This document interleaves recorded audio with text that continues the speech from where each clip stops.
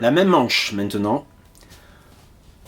La question qui revient très souvent dans ce style musical, faut-il jouer à deux doigts, index majeur comme le faisait Django Reinhardt, ou bien utiliser les quatre doigts, index majeur annulaire petit doigt, le pouce étant placé derrière le manche, pour plus de facilité.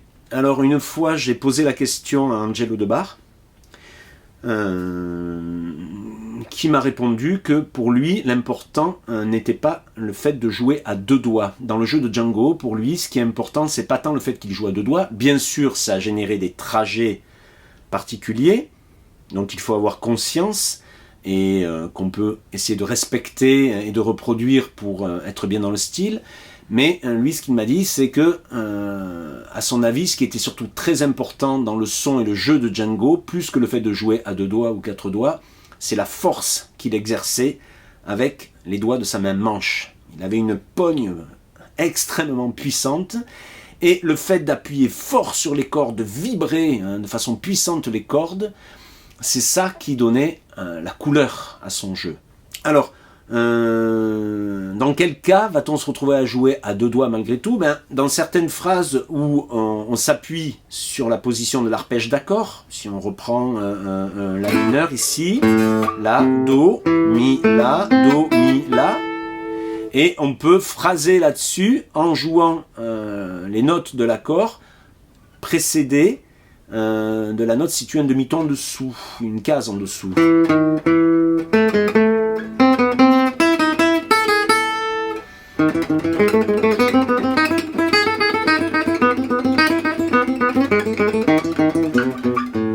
Là, en fait, quand on fait ça, c'est pas un souci de jouer ici à deux doigts, parce que ce qu'on est en train de jouer correspond à ce choix de doigté. Donc ce genre de phrase, pas de souci, bien sûr qu'on va les jouer à deux doigts.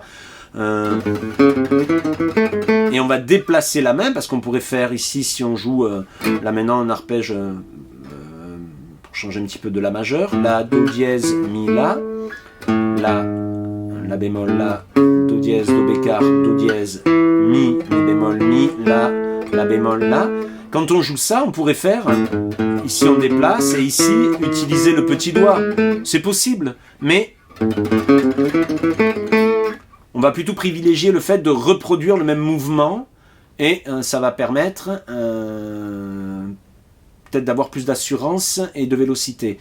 Également, quand on utilise une gamme, par exemple, comme la gamme par ton, c'est une gamme qui va bien fonctionner avec deux notes par corde.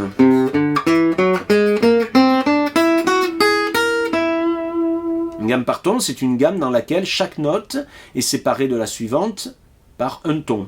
Do, ré, mi, fa dièse, sol dièse, la dièse, et ça repart. Do, ré, mi, fa dièse, sol dièse, la dièse.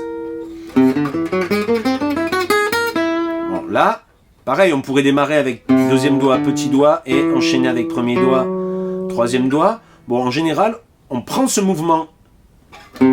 Alors ça peut être 1-3, hein. Là ce sera plus pratique, hein. Mais ça peut être aussi 1-2.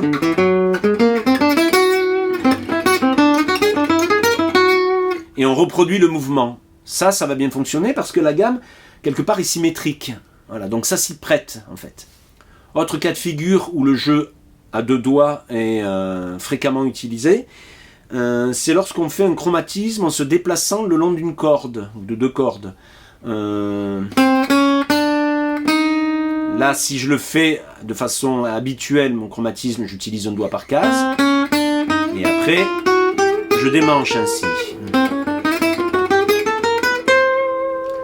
Manouche, souvent, on va faire premier doigt, deuxième doigt, et après on va glisser le doigt en synchronisant la vitesse de déplacement de la même manche avec la fréquence de l'aller-retour.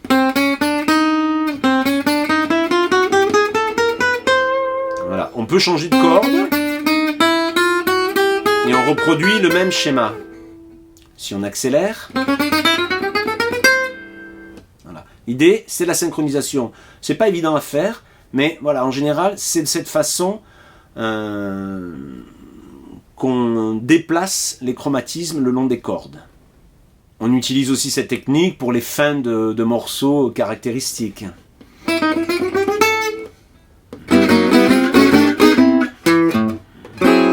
Voilà, bon, on peut le faire en accord, hein, ou en note à note.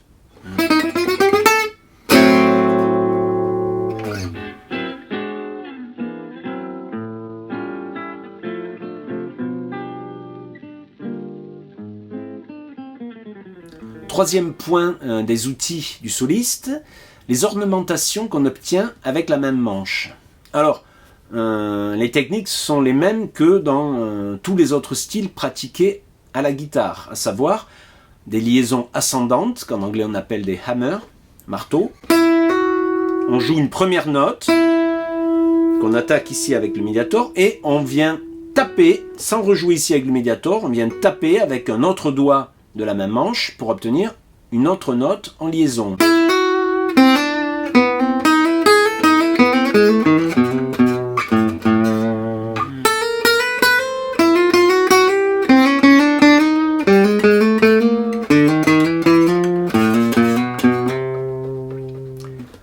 Voilà, ça ce sont des liaisons ascendantes, des hammers.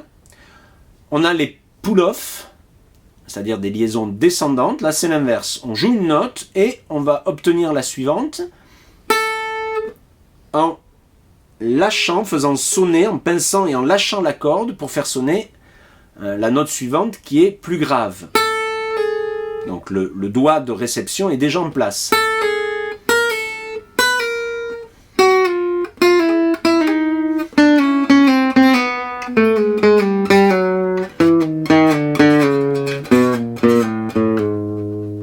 Alors on peut utiliser ces deux techniques en les appliquant à un travail sur une gamme. Hein. On peut par exemple prendre une gamme pentatonique mineure. C'est pratique parce qu'il y a 2 notes par corde. En utilisant des hammers en montant et en revenant des pull-off.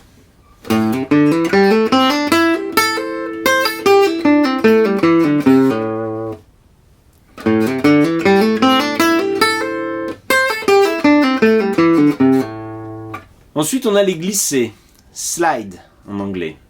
On joue une note et sans rattaquer ici avec le médiator, on va glisser vers les aigus ou vers les graves.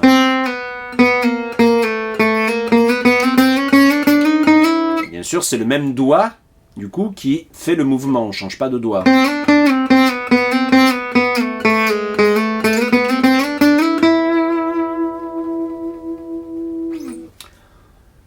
Enfin, on a les bends, les tirés de notes. Alors, en manouche, c'est pas quelque chose qu'on utilise autant que ce qu'on peut l'utiliser en blues, par exemple, où c'est vraiment un élément incontournable.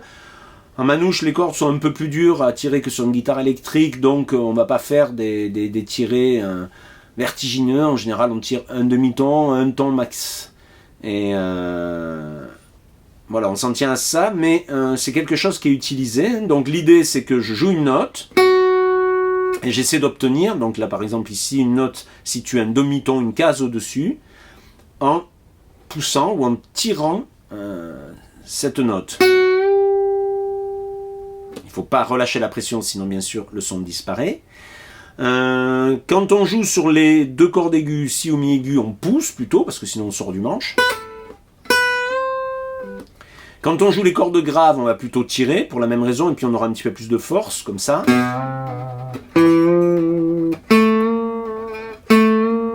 Alors, l'idée là, c'est de tirer juste, bien sûr. Donc, on joue la première note, on joue la note d'arrivée, vraiment là, sans faire l'effet de tirer, pour bien repérer ce qu'il faut atteindre, et... Voilà. Et on essaie d'obtenir la note désirée. C'est pas mal de tirer plutôt avec le 3e doigt, ou le 2e doigt, en tout cas, de céder d'un doigt avant, pour avoir un peu plus de force. Si on tire juste avec un doigt, on a la force d'un doigt. Si on met ici le troisième doigt et que je mette les deux premiers, ben j'ai 3 fois plus de force. Je n'ai pas précisé le sens des tirets sur la corde de sol. Ça peut être vers le bas, ça peut être vers le haut. La corde est centrale. Le fait de pousser, on aura un peu moins de force, mais ça va permettre de dégager les cordes aiguës pour pouvoir jouer, ça c'est des choses qui se font beaucoup en blues, des notes aiguës par-dessus le tiré. Donc là ici le pousser. On peut aussi, si on n'a pas de notes aiguës à jouer derrière, tirer, on aura un petit peu plus de force. Alors, ça ce sont des choses à travailler technique par technique, lentement, pour être à l'aise avec ça et pouvoir ensuite utiliser ces techniques à tempo un peu plus vif. Mais c'est très très très important dans le jeu du soliste, ça. En solo, mais aussi déjà quand on interprète un thème. C'est ce qui va donner de la vie au thème.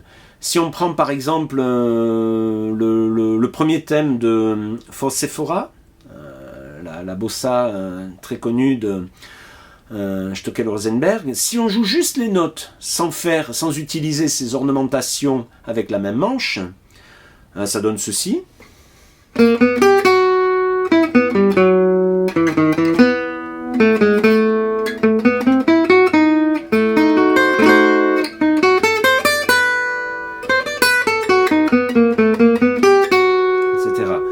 C'est plat, c'est pas très excitant.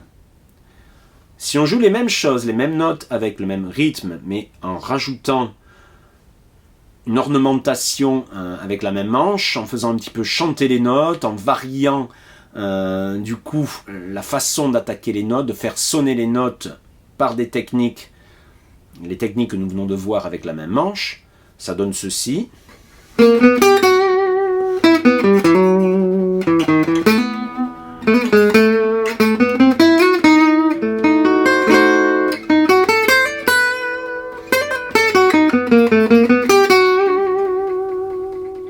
Si on joue une variation sur la partie B, par exemple, du thème de la partida, au lieu de jouer chaque fois ces groupes de 3 notes qu'on joue en croche, avec les mouvements que nous avons vus tout à l'heure, bas, haut, bas, on peut en faire une variation et jouer ces mêmes formules en triolet, 3 notes par temps, dans lesquelles on ne va attaquer que la première note et ensuite faire 2 pull-off. Ce qui va nous donner...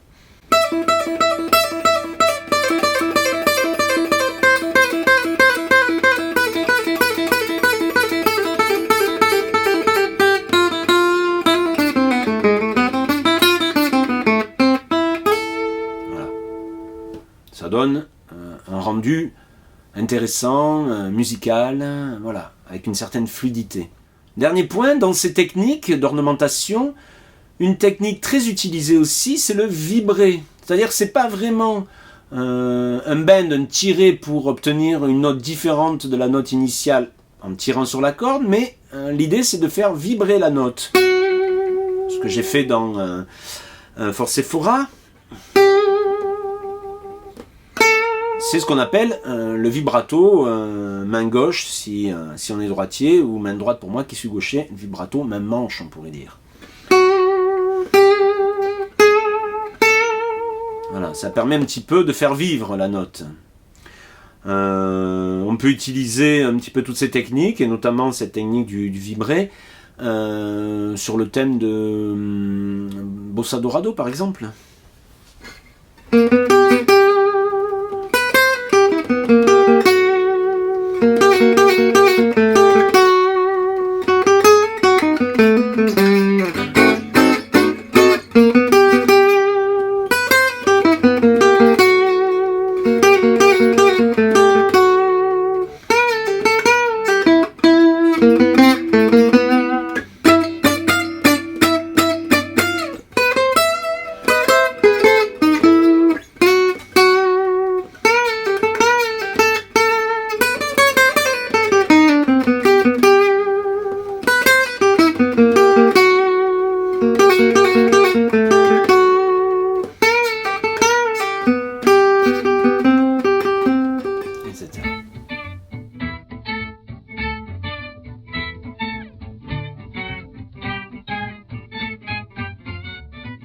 Un autre outil très intéressant à rajouter dans la besace du soliste, c'est le jeu en octave.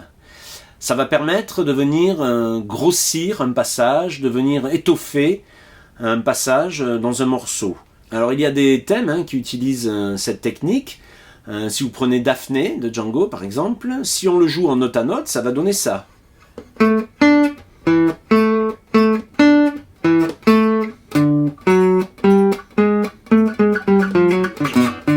Voilà. Mais lui le joue en octave, ce qui nous donne...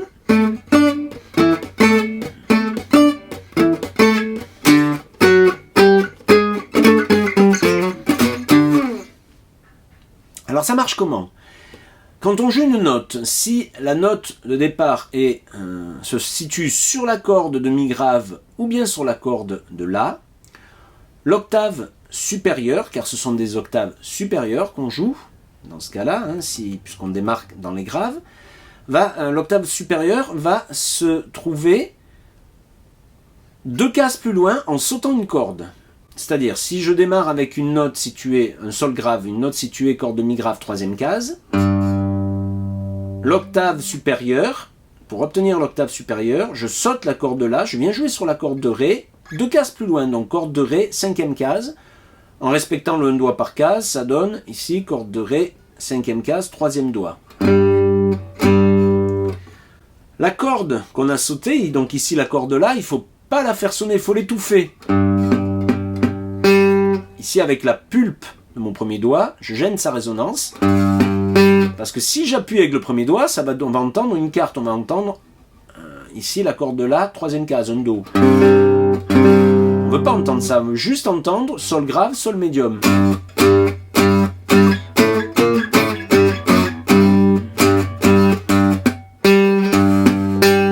Voilà. Si la note de départ se situe sur la corde de la, je reste ici à la 3e case, même principe, je saute la corde en dessous, donc ici la corde de ré, et je viens jouer la corde de sol à la 5e case, 2 cases plus loin.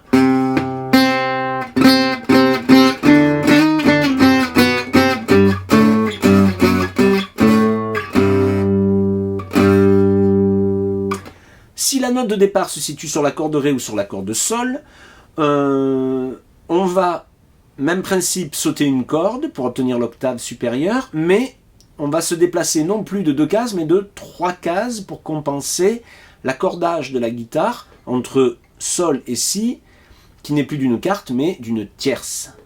Donc, je garde cet exemple de la 3e case, je pars corde de ré, 3e case, je saute la corde de sol, et je viens jouer ici donc avec le petit doigt, d'où l'intérêt ici de jouer non pas à 2 doigts, mais avec les 4 doigts de la même manche. Donc, corde de si, non pas à la 5e, mais à la 6e case.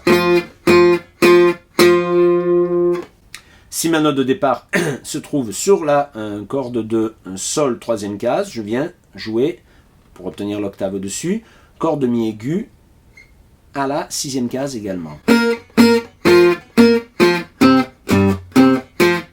Alors, soit vous respectez le 1 doigt par case, soit vous pouvez aussi tout faire avec le petit doigt. Ça n'a pas une grande importance. L'idée, c'est de bien étouffer la corde entre les 2 notes qu'on veut entendre. Voilà, et d'arriver à s'entraîner, de pouvoir s'entraîner pour arriver à avoir une certaine fluidité en jouant comme ça. Vous pouvez vous exercer sur une gamme, là je viens de le faire sur un do majeur. Voilà, peu importe les motifs que vous pratiquez pour vous exercer, mais voilà. Il faut le pratiquer pour être à l'aise. Alors ça, c'était une technique qui était extrêmement utilisée, non pas par un guitariste manouche, mais par Wes Montgomery, un génial guitariste de jazz, et qui lui jouait tout avec le pouce ici, pas avec un médiator, mais sur une guitare archtop, une guitare électrique, un jazz électrique.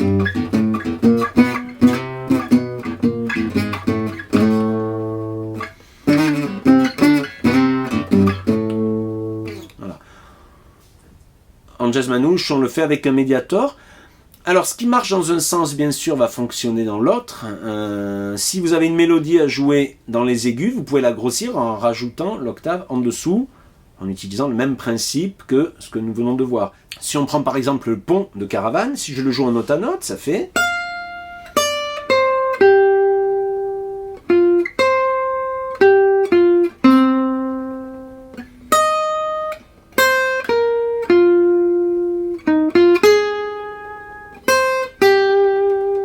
pour grossir ce passage, on peut rajouter chaque fois, chaque note, l'octave inférieure.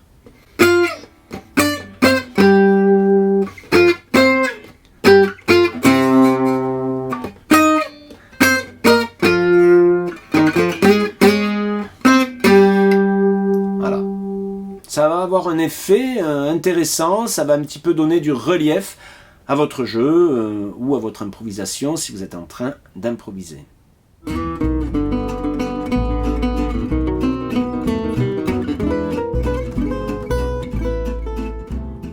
Dernière partie de cette vidéo, une petite parenthèse où je voulais aborder l'intérêt de travailler des valses. Des valses qui sont jouées dans le répertoire manouche pour améliorer votre technique et donc passer un petit peu en revue tous les outils que vous allez pouvoir utiliser dans votre jeu de soliste, tant pour jouer des thèmes que pour improviser. Pourquoi c'est intéressant de travailler des thèmes de valse? Eh bien parce que ce sont souvent des thèmes, d'une part ce sont souvent des thèmes qui ont été composés par des accordéonistes, donc les enchaînements de notes ne sont pas forcément toujours évidents à la guitare. Il faut parfois trouver des solutions qui ne tombent pas forcément immédiatement sous les doigts. Ça oblige un petit peu à aller chercher des solutions, à aller chercher des choses un peu différentes. Donc techniquement ça va être intéressant. Par ailleurs, sur les valses en général, tout est possible, mais en général on n'improvise pas. On joue le thème, voilà, de la valse. Alors souvent il y a une partie A, une partie B, une partie C si la valse est mineure, la partie C qu'on appelle le trio va être en majeur. Et puis après on reprend la partie A, éventuellement la partie B, on termine ensuite. Donc le fait que les valses ne proposent pas d'improvisation, enfin oui on va pouvoir un petit peu agrémenter le thème ou s'approprier le thème, mais il ne va pas y avoir en général de passages durant lesquels on improvise. Donc on va pouvoir utiliser les thèmes des valses un petit peu comme des études classiques, c'est-à-dire presque un peu des exercices destinés à faire des progrès techniques, mais qui ne vont pas sonner comme des exercices, mais comme des morceaux vraiment à part entière. Et ça, c'est très intéressant. Enfin, dans les valses, vous pourrez rencontrer des passages où vous allez mélanger jeu en note à note et des accords. Alors, si je vous prends comme exemple une valse qui s'appelle Chez Jacquet, qui est une valse Django qui est en majeur. Souvent les valses dans le répertoire manouche sont mineures, donc ça change un petit peu. C'est une valse en ré majeur. Donc je vous joue la partie A déjà, pas trop vite. 1, 2, 3, 1, 2.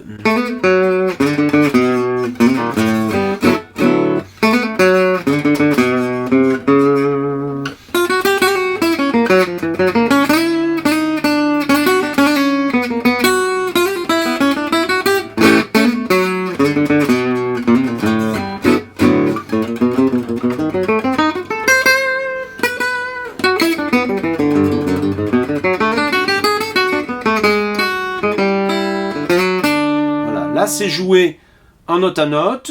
Il y a un petit peu tout, c'est-à-dire qu'il y a des doigtés intéressants, il y a des ornementations, des glissés, des hammers, des pull-offs, des phrases qui vont un petit peu accélérer, où il va falloir essayer de faire de l'aller-retour en attaquant les nouvelles cordes vers le bas. C'est une bonne façon de mettre un peu tout en application. Ça, c'est le thème A, qu'on peut d'ailleurs modifier quand on le rejoue en le passant en l'octave, par exemple.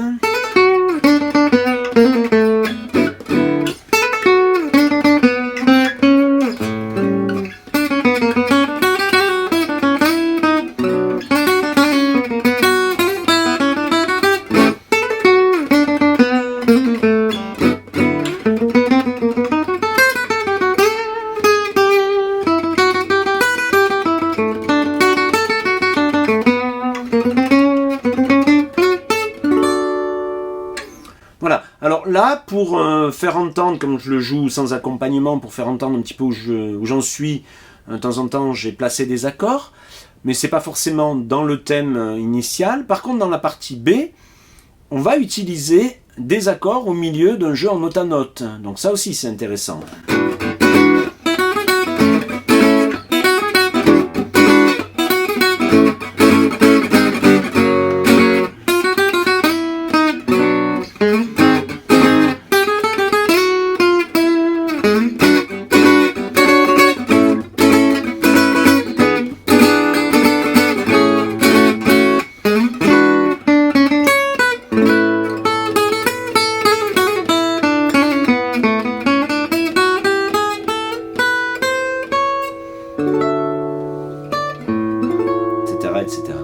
Ça, je crois que c'est une petite variation que fait Angelo De Bar dans une magnifique version qu'il a enregistrée.